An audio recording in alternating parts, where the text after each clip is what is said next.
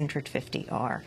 We turn now to America's role in the changing Middle East. Israel set up an internal inquiry into its deadly attack last month on the Gaza-bound flotilla of humanitarian aid ships. 9 Turkish citizens, one whom also was a U.S. citizen, were killed when Israeli commandos attacked a ship in international waters last month. Israel rejected a UN proposal for an international probe into the incident, but has agreed to include 2 foreign non-voting observers in its own inquiry.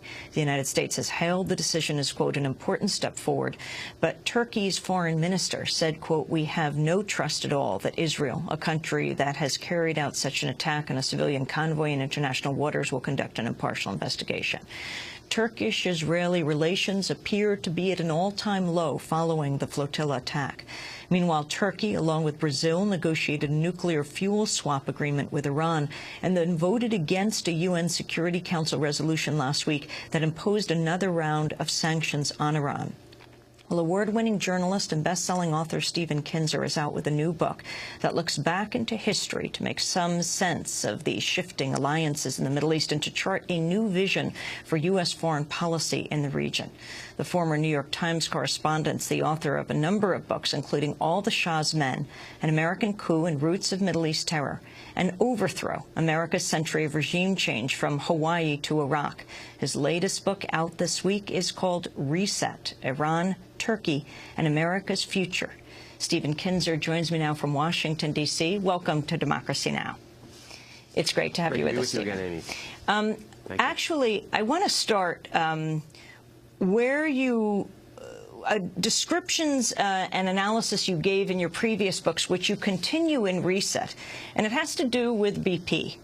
Before we get to Turkey and Iran and Israel currently, I wanted to go back in time. President Obama has gone down to Mississippi and he's going to be in the Gulf Coast for a few days. But there's very little discussed about BP's history. And I'm wondering if you could start with us there. The history of the company we now call BP over the last 100 years has really traced the arc of global transnational capitalism.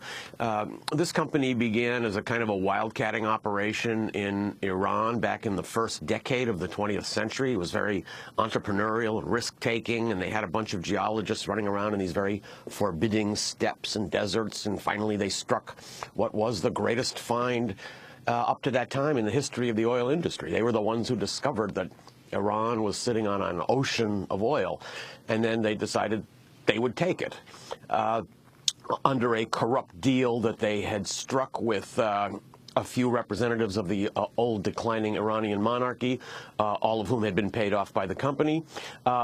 This concession, which later became known as the Anglo-Persian Oil Company, guaranteed itself or won the right to own all of Iran's oil. So nobody in Iran had any right to drill for oil or extract oil or sell oil.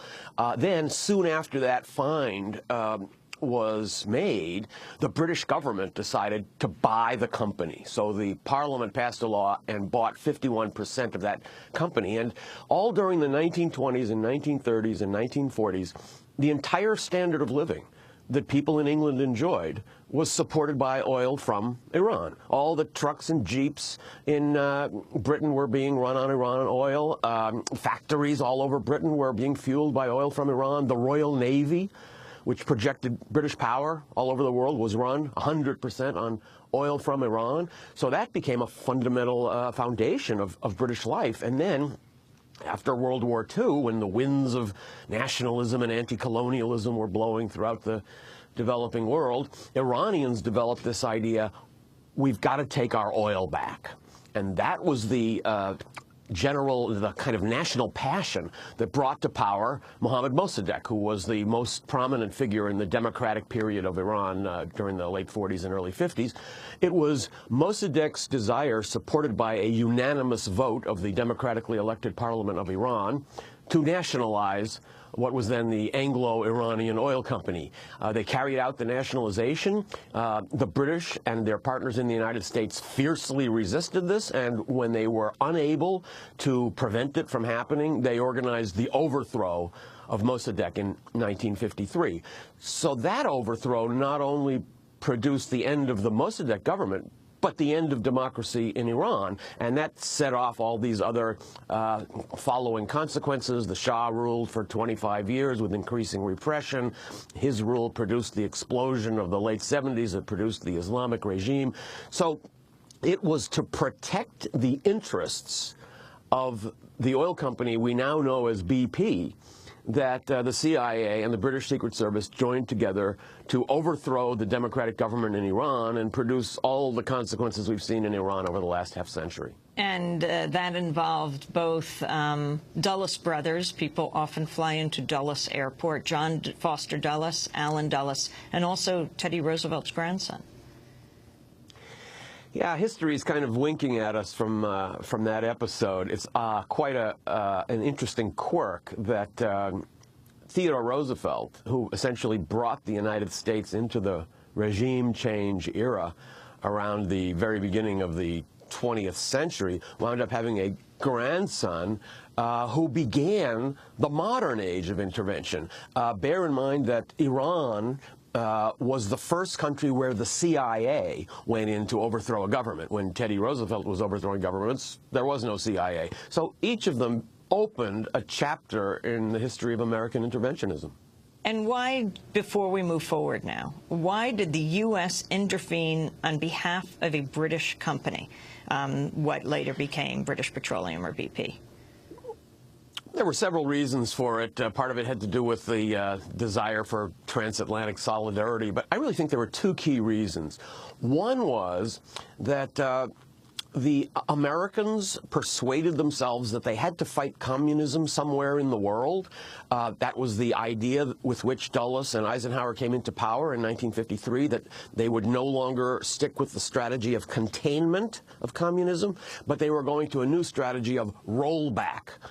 But once they got into power, they were thinking, how are we going to roll back communism? We can't invade the Soviet Union. We're not going to bomb China. And here's where the other piece came in. The British were very eager to overthrow Mossadegh in order to get back their oil company. But when they presented the plan to Dulles and Eisenhower, the agent who they sent to Washington, who has later written his memoirs, did something very clever. He decided, it's not going to work if I tell the Americans, please overthrow Mossadegh so we can have our oil company back. The Americans won't respond to that. They won't care enough. They'll be afraid of the precedent of a government taking over a corporation that produces a resource in a poor country. That's a bad precedent for John Foster Dulles and Americans, just as much as it is for the British. But what the Americans are really concerned about at this moment in the early 50s is communism. So let's tell them that Mossadegh is leading Iran toward communism.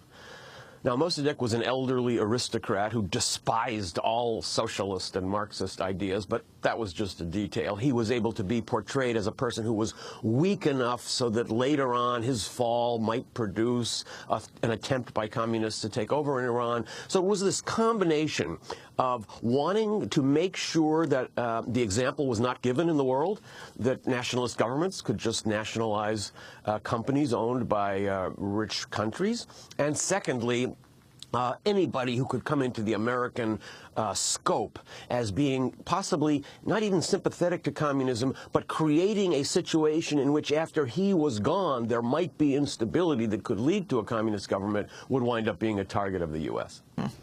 Well, Stephen Kinzer, we're going to come forward.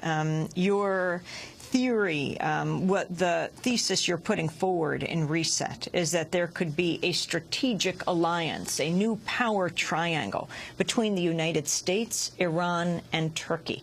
Explain the histories of these countries that makes you believe this and where the U.S. could engage with them today. I start out from the principle that our policy toward the Middle East is really stuck in a vanished era. Our policies may or may not have made sense during the Cold War, but the Cold War has been over for more than 20 years. The strategic environment in the Middle East has changed tremendously. New threats to American and Western interests have emerged there, and new opportunities have also emerged there. But our policy is still stuck in a former era. We're trying to deal with problems that don't even exist anymore. We're way back in time. We need to be looking forward into the 21st century and figuring out, how do we want to conform our policies toward the Middle East in a way that will be beneficial to us and produce the result that in the long run is going to be good for the United States in the Middle East, which is stability. The policies we've followed up to now have manifestly failed to do that. During all this period that the U.S. has been a dominant force in the Middle East, we have wound up producing a region that is a pit of violence and hatred and terror and war.